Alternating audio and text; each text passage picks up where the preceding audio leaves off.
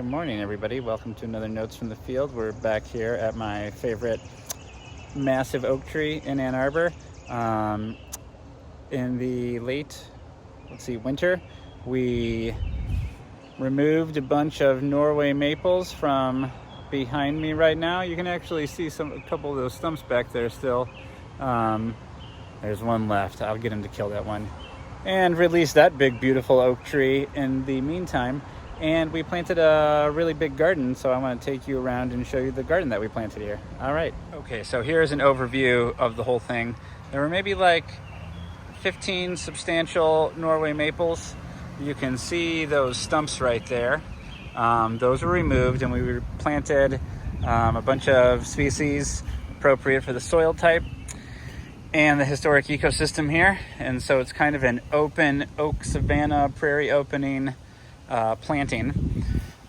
We used the wood chips from the Norway maples and I guess planted the shit out of this garden. So right here we have a nice mix of wild geranium, penstemon digitalis, some Carex pennsylvanica, and Carex rosea.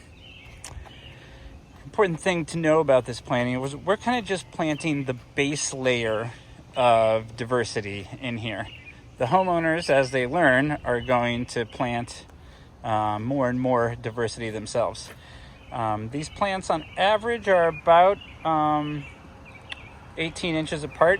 There's a few gaps, I think, that will fill in with a few more sedges. There's also some blue stem goldenrod right there. We left this spot open so they can put their garbage cans back here. All of this dead grass-looking material is daylilies, the orange daylilies. Here we're getting into a much sunnier area, and you can see just even a week after planting, rabbits have gone buck wild. So, maybe they were thinking about putting a fence up around here. I'm going to encourage them to do that. Rabbits have kind of gone in and just picked off some things and left others. So we have a nice mix of, there's all kinds of plant species in here.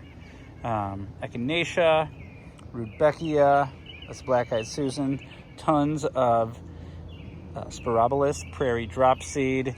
We have some Baptisia in here, butterfly milkweed, showy goldenrod, smooth aster. All in all, I think there were 20 species planted.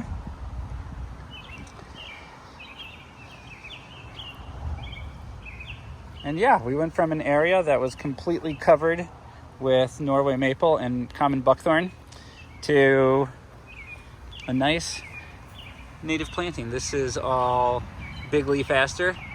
This will, it's fairly strongly rhizomatous, so it will spread and take over a lot of the space. Here we have some nodding wild onions. The wild onions will seed prolifically and spread. Big area of showy goldenrod over here. Here's some Carex brevior. We get into these shadier areas. We have a lot of Carex rosea, pen sedge. Yeah, I'm pretty happy with this. This is a really great way to turn a large area into a native meadow. So I hope, if you have any questions, there's a hickory that was also unleashed from under a bunch of the Norway maples. We didn't plant this area because we want to make sure that all of this periwinkle, vinca, myrtle is all dead. So, I can see a few little green areas in there. All this brown that you see, we laid waste to this area with herbicide. Much, much easier to not break your back. And just, if you're gonna kill it, just kill it. Don't get into these moral categories thinking that herbicide use is inherently bad. It's just a tool. And if you're going from all invasive plants, including lawn, into a native planting, a 1 or 2 time spraying to give yourself a blank slate to start with is a good thing. So don't beat yourself up over it. If you've never done it before, highly recommend working with somebody to show you how to do it. Man,